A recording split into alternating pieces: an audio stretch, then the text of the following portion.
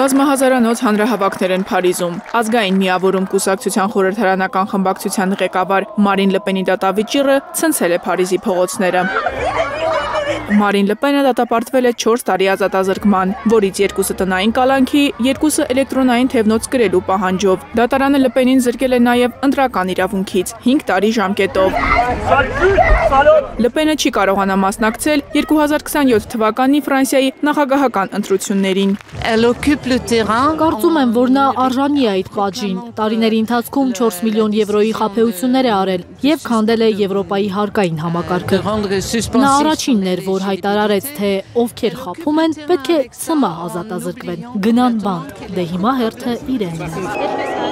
Վոբան հրապարակում հավաքված Լպենի կողմնակիցներին վրդովեցրել է դատավճիռը։ Իրենց խոսքով կատարվածը ժողովրդավարական սկանդալ է։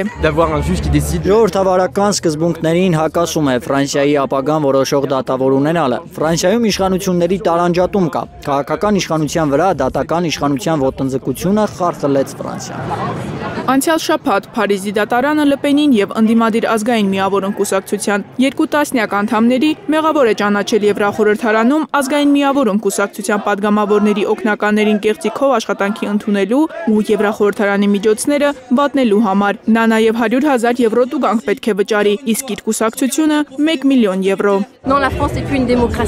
Ֆրանսիան այլևս դեմոկրատական երկիր չէ։ Դրա համար էլ ես այսօր այստեղ եմ։ Պարտադիր չէ, որ ես Մարին Լպենի կողմնակիցը լինեմ։ Ես պարզապես իսկական ֆրանսուհի եմ։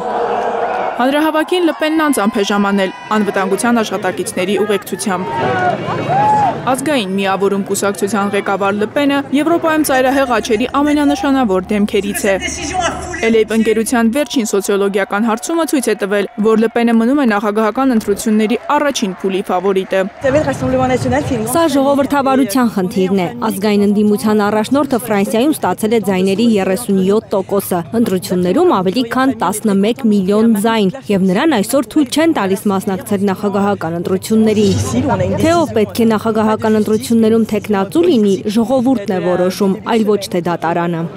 Լպենը բողոքարկել է դատարանի որոշումը, իսկ բողոքարկման վերաբերյալ դատարանը որոշում կկայացնի 2026 թվականի ամռանը։ Լպենը խոստացել է թույլ չտալ իրենից գողանալ նախագահի աթոռը, խաղաղ ճանապարհով մինչև վերջ պայքարել, առաջադրվելու հնգամյա արգելքը չեղարկելու համար։ Մարիամ Ամիրջանյան, Արմեն Ապրեսյան, Հայլուրի համար։